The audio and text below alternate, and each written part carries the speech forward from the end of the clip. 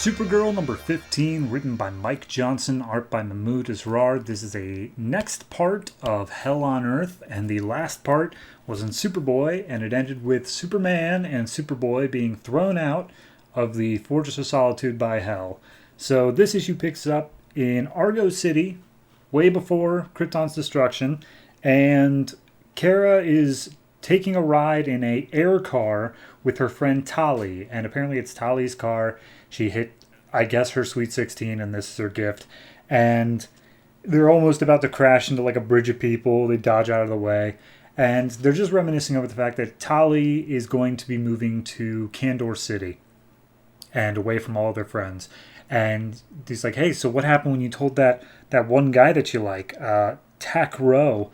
And Tali's like, don't tell nobody, but he kissed me. And they're like, oh my God, you two are going to get genetically matched, which I guess means marriage, but regardless, he's like, I don't know, but I'd trade all the kisses to spend one more day with you, my best friend Kara. So then we go back to Sanctuary where Kara is, and she's looking at a picture of Tali where it's like, yeah, there's no record of her. Things aren't great, so if only one day we could get Krypton back. And then Hell shows up and it's like, hey, good news, we can bring Krypton back. We're one step closer. And he's like, I'm sorry, am I interrupting something? You seem like you're crying. And she's like, I'm not crying, shut up.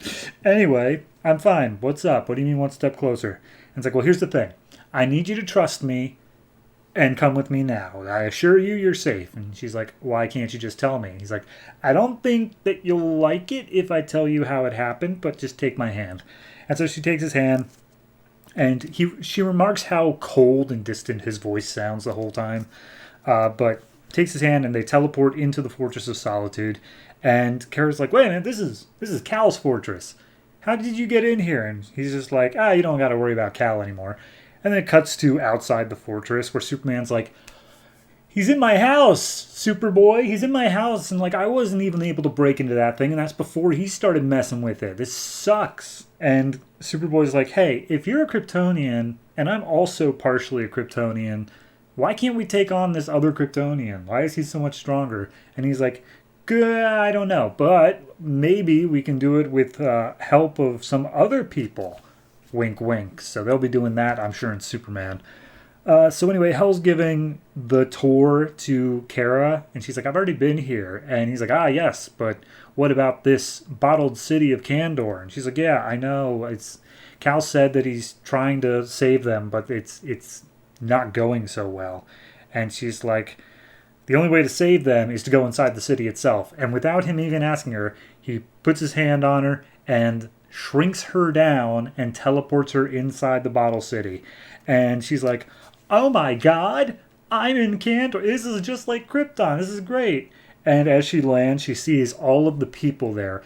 It's in stasis. The building is in stasis, which means all the people there are essentially comatose, and they're just floating around. And she's like, oh no, wait, this is a nightmare. It's like a sea of dead people.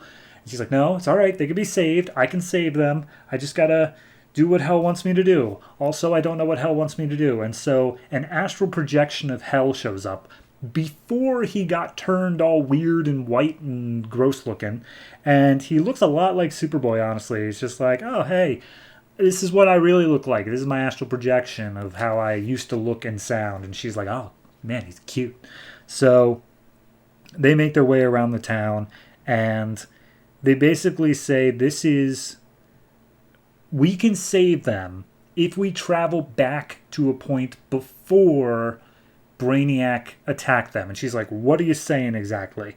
And the answer is that there is a power source in Kandor that is being totally, I would say, unused, but it's kind of keeping the city alive. So yeah, it's still being used. But anyway, the whole thing is that they're going to get this power source, and the power source will be enough to fuel the time travel back to before Krypton's destruction, and I guess more specifically before Kandor was taken.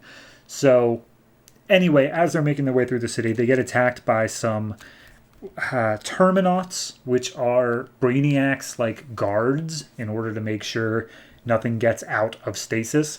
So they're all attacking Kara because clearly she's out of stasis. And as she's making her way through the town, she comes across the stasised body of Tali, and she's like, oh, I'm not emotionally prepared to deal with this, and she uses her heat vision and blasts all the Terminauts away.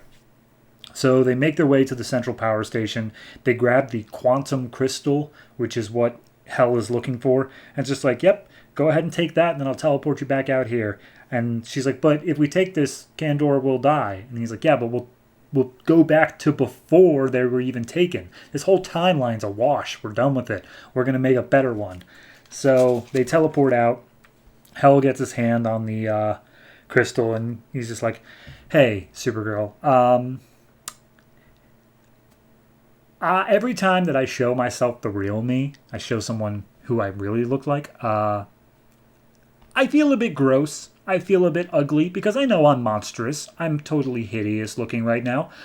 But thank you for not making me feel monstrous and hideous. I really do feel a connection with you. And I know I can't turn back to the way I was, no matter how much my plans are here, but it'll be okay as long as you're with me.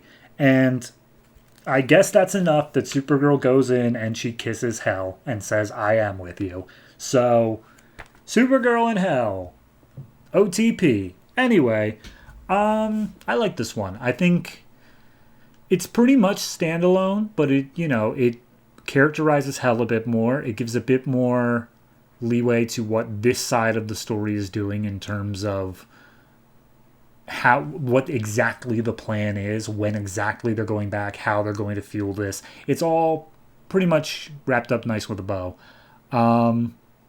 I can't say I really have many, if any, critiques, except that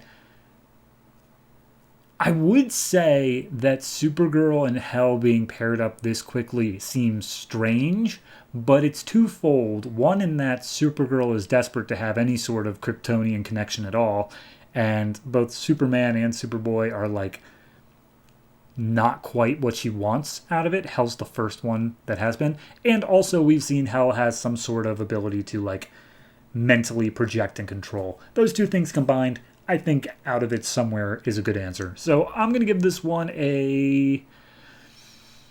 give it a 7.5.